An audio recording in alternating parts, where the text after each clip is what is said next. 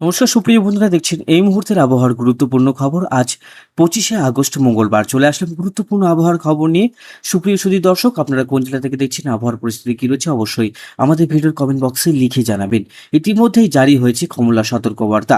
নিম্নচাপ সরে গিয়েছে মধ্যপ্রদেশে, আর একটি নতুন নিম্নচাপ এর প্রভাবে উত্তর এবং দক্ষিণবঙ্গেও ভারী বৃষ্টির সতর্কবার্তা দিয়েছে আলিপুর আবহাওয়া দপ্তর। আপনাদের জেলার আবহাওয়ার পরিস্থিতি কি রয়েছে অবশ্যই আমাদের ভিডিওর কমেন্ট বক্সে লিখে জানাবেন। ইতিমধ্যে দেখতে পাচ্ছি মেঘলা আকাশ রয়েছে উত্তরবঙ্গের দিকে। উত্তরবঙ্গের শিলিগুড়ি থেকে আলিপুরদুয়ার, বঙ্গাইগাঁও সমস্ত অঞ্চলেই মেঘলা আকাশ। মালদা, রায়গঞ্জ থেকে শুরু করে এই সমস্ত অঞ্চলে হালকা হালকা মেঘলা রয়েছে, কিন্তু দক্ষিণবঙ্গের দিকে কিছু অঞ্চলে রোদ ঝলমলে আকাশ, এবং পূর্ব মেদিনীপুরে দেখতে পাচ্ছি বজ্রবিদ্যুৎ সহ বৃষ্টির সম্ভাবনা রয়েছে। তো চলুন আমরা দেখে নেব আজকে কোন কোন অঞ্চলে ভারী বৃষ্টির সম্ভাবনা রয়েছে, আগামী 5 দিনে আবহাওয়া কেমন থাকতে চলেছে, কবে থেকে আবারও প্রবল বৃষ্টি শুরু হবে সেটা আমরা জেনে নেব। প্রথমে উপগ্রহ চিত্র কি রয়েছে সেটা আমরা দেখে নিচ্ছি। এই অঞ্চল থেকে আমরা বুঝতে পারবো, বা এই উপগ্রহ চিত্র দেখে আমরা বুঝতে পারবো যে কোথায় কোথায় মেঘলা আকাশ রয়েছে। তো চলুন আমরা দেখে নিচ্ছি এক নজরে উপগ্রহ চিত্র। দেখতে পাচ্ছেন এই অঞ্চলে আমরা যদি দেখি, দৃশ্যমান যদি করি, আমরা রেডার সহ যদি একটু বন্ধ করি, তাহলে একটা দেখা যাবে যে ইনফ্রারেড কোথায় কোথায় মেঘ রয়েছে। দেখতে পাচ্ছেন, এই দেখুন আস্তে আস্তে কিন্তু মেঘ এদিকে সরছে, মানে এই অঞ্চলে কিছুটা অঞ্চলে মেঘ রয়েছে। আজ মেঘলা আকাশ থাকারই সম্ভাবনা রয়েছে একদম মালদা পর্যন্ত।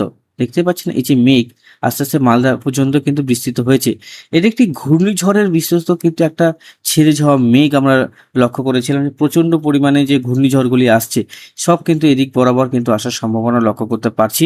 প্রচণ্ড পরিমাণে গরম ছিল আবহাওয়া, নিম্নচাপের সম্ভাবনাও ছিল, নিম্নচাপও আসছে। কিন্তু দক্ষিণবঙ্গে দেখতে পাচ্ছেন কলকাতাতে রোদ ঝলমলে আকাশ, ভাটপাড়া, কৃষ্ণনগর, বর্ধমান, পশ্চিমী জেলাগুলোতে মেঘ আছে রয়েছে। বহরমপুর থেকে কিন্তু আমরা মেঘলা আকাশ পাচ্ছি, মালদাতেও কিন্তু মেঘ আমরা লক্ষ্য করতে পারছি, উত্তর দিনাজপুরও মেঘ আমরা লক্ষ্য করতে পারছি।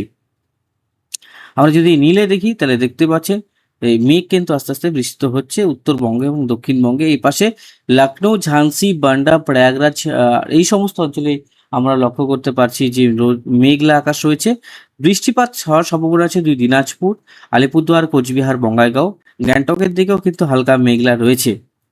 চলুন বন্ধুরা, এবার দেখে নিব আজকে কোন কোন অঞ্চলে বজ্রবিদ্যুৎ সহ বৃষ্টির সম্ভাবনা রয়েছে। তো প্রথমেই মঙ্গলবার যেটা লক্ষ্য করতে পারছি, এদিকে প্রচন্ড পরিমাণে বৃষ্টি প্রবেশ করছে, একদম বাঁকুড়া, কলকাতার দিকে বৃষ্টিপাত হওয়ার সম্ভাবনা আমরা লক্ষ্য করতে পারছি। আর এদিকে হচ্ছে দেখতে পাচ্ছেন প্রয়াগরাজ, লখনৌ, আগ্রা, গোরখপুর, বিলাসপুর, সম্বলপুর, তারপরে হচ্ছে এদিকে হচ্ছে ভুবনেশ্বর, জামশেদপুর, ধানবাদ সমস্ত অঞ্চলে কিন্তু ভারী বৃষ্টি আমরা লক্ষ্য করতে পারছি। মঙ্গলবার বৃষ্টিপাতটা আমরা লক্ষ্য করতে পারছি উত্তরবঙ্গেও রয়েছে। আহ, আজকে রাতের থেকে বৃষ্টিপাতটা উত্তরবঙ্গের দিকে বাড়ার সম্ভাবনা রয়েছে। বুধবারে যদি আবহাওয়ার আপডেট যদি লক্ষ্য করা যায়, বুধবারে উত্তরবঙ্গ, দক্ষিণবঙ্গ দুই অঞ্চলের বৃষ্টিপাত, কিন্তু মধ্যপ্রদেশের ভোপাল, আগ্রা, লখনৌ, বেরেলি এবং নাগপুর, আমরবাতি এই সমস্ত অঞ্চলে কিন্তু প্রবল বৃষ্টি আমরা লক্ষ্য করতে পারছি। বৃহস্পতিবার বৃহস্পতিবার আমরা লক্ষ্য করতে পারছি ব্যাপক বৃষ্টিপাত। দেখতে পাচ্ছেন শুক্রবার, শনিবার এই সমস্ত অঞ্চলে কিন্তু ভারী বৃষ্টিপাত আমরা লক্ষ্য করতে পারছি। তারপরে হচ্ছে রবিবারও কিন্তু ভারী বৃষ্টিপাত লক্ষ্য করতে পারছি। তারপরে আগস্ট আগস্ট সেপ্টেম্বরও কিন্তু আমরা প্রথমে যদি দেখি, এদিকে মোটামুটি মানডে, টুয়েসডে থেকে যদি লক্ষ্য করা যায়, বৃষ্টিপাতটা আরও বাড়ার সম্ভাবনা রয়েছে। সেপ্টেম্বর মাসের প্রথম দিকেই একটা নিম্নচাপ আসবে, এই নিম্নচাপে কিন্তু প্রবল বৃষ্টি হবে দক্ষিণবঙ্গে। সব থেকে বেশি যে একটা চিন্তার বিষয়, নিম্নচাপগুলি কি হচ্ছে উড়িষ্যার দিক দিয়ে বাঁক নিয়ে মধ্য ভারতের দিকে হচ্ছে। তো মধ্য ভারতে চাষের কিন্তু ক্ষতি হবে, এর প্রভাবে জিনিসপত্রের দামও কিন্তু বাড়বে, ব্যাপকভাবে বাড়বে। কারণ এই যে প্রচণ্ড পরিমাণে চাষভিত্তিক যে জেলাগুলি রয়েছে বা রাজ্যগুলি রয়েছে, সেখানে কিন্তু প্রচুর বৃষ্টি হচ্ছে। দক্ষিণবঙ্গে দেখুন 26 তারিখও ভারী বৃষ্টি রয়েছে, উত্তরবঙ্গেও কিন্তু আমরা বৃষ্টিপাত লক্ষ্য করতে পারছি। শনিবার, সোমবার একদম 31 তারিখ পর্যন্ত দেখুন বৃষ্টিপাত কিন্তু হবে, ভালো বৃষ্টিপাত হবে, কিন্তু দক্ষিণবঙ্গে বৃষ্টিপাতের পরিমাণটা বাড়বে। আজকেও দক্ষিণবঙ্গে ভারী বৃষ্টিপাত হওয়ার সম্ভাবনা রয়েছে। সমস্ত অঞ্চলে কিন্তু বৃষ্টিপাত থাকবে। আর এদিকে সুপার এলনিনো আসার সম্ভাবনা রয়েছে।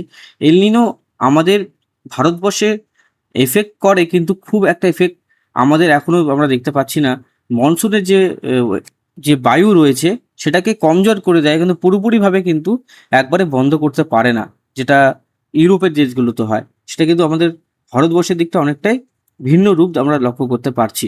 ব্যাপক বৃষ্টিপাত আমরা লক্ষ্য করতে পেরেছি এই বছর বিভিন্ন জেলায়। তাপমাত্রার দিকে যদি যাই তাহলে আমরা দেখতে পাবো যে কোন কোন জেলাতে, কোন কোন শহরে এবং কোথায় কোথায় তাপমাত্রা কেমন রয়েছে। দেখুন অনেকগুলো দেশ রয়েছে, আমি আপনাদেরকে দেখিয়ে দিচ্ছি। দেখুন এটা হচ্ছে ভারতবর্ষ, বাংলাদেশ। বাংলাদেশের তাপমাত্রা একটু মোটামুটি দেখতে পাচ্ছেন ৩০-৩২-৩২ কাছাকাছি। আমরা যদি একটু দুপুরের দিকে যাই তাহলে উত্তরবঙ্গে তাপমাত্রাটা বেশি রয়েছে। দক্ষিণবঙ্গ, এই যে উত্তরবঙ্গ দক্ষিণবঙ্গে তাপমাত্রা বেশি, এদিকে আবার নিম্নচাপের জন্য তাপমাত্রা একদম ২৮-৩০ কাছাকাছি থাকবে। ২৫ এই অঞ্চলে কিন্তু ব্যাপক বৃষ্টিপাত লক্ষ্য করতে পারছি। বিকেনের দিকে দেখুন ৪০-৪২ রাজস্থান, এইখানে মরুভূমি রয়েছে এই সংলগ্ন এলাকায়, মানে তাপমাত্রা একটু বেশি থাকে। রাজস্থানের দিকে ৪০ কাছাকাছি থাকে। তারপরে আমরা যদি আবুধাবি বা ইউনাইটেড এমিরেটস দেখি, এই জায়গাটা দেখুন তাপমাত্রা কত রয়েছে, এই ৪৬ ডিগ্রি, প্রায় ৫০ ডিগ্রির কাছাকাছি তাপমাত্রা পৌঁছে যাচ্ছে মঙ্গলবার, মানে আজকে। দেখতে পাচ্ছেন তাপমাত্রা কতটা বৃদ্ধি পাচ্ছে। এব্রা থেকে শুরু করে হাইমা এই সমস্ত অঞ্চলে দেখুন তাপমাত্রা কতটা। দেখুন এই যে দেশগুলো রয়েছে, আবুধাবি, সৌদি আরব, Iran, Pakistan, Afghanistan, Kazakhstan, Bangladesh, Myanmar, Thailand, তার থেকে সব থেকে বেশি গিয়েছে এই যে অঞ্চলটা রয়েছে। এই দিকে যত যাব তাপমাত্রা তত কিন্তু বাড়বে। দেখতে পাচ্ছেন,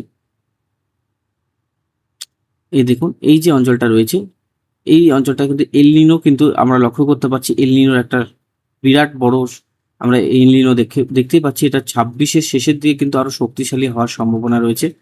আফ্রিকা থেকে শুরু করে এই যে জায়গাগুলো রয়েছে সেগুলা কিন্তু দেখুন প্রচণ্ড। সাউথ আমেরিকাতে মোটামুটি ঠান্ডায় রয়েছে। South America, Pacific ocean, Atlantic ocean, তারপরে এদিকে ইউরোপে দেখুন মোটামুটি ইউরোপে কিন্তু পরিস্থিতি একটু স্বাভাবিকের দিকে আছে। ইউরোপের এই অঞ্চলগুলোতে, জার্মানির দিকে প্রচণ্ড গরম ছিল। আস্তে আস্তে কিন্তু সেই দিকটা আমরা লক্ষ্য করতে পারছি না, আগের অবস্থায় আসছে। কিন্তু কিছু কিছু ইউরোপের জেলা মানে শহরগুলিতে এখনো কিন্তু প্রচণ্ড পরিমাণে গরম রয়েছে এখনো।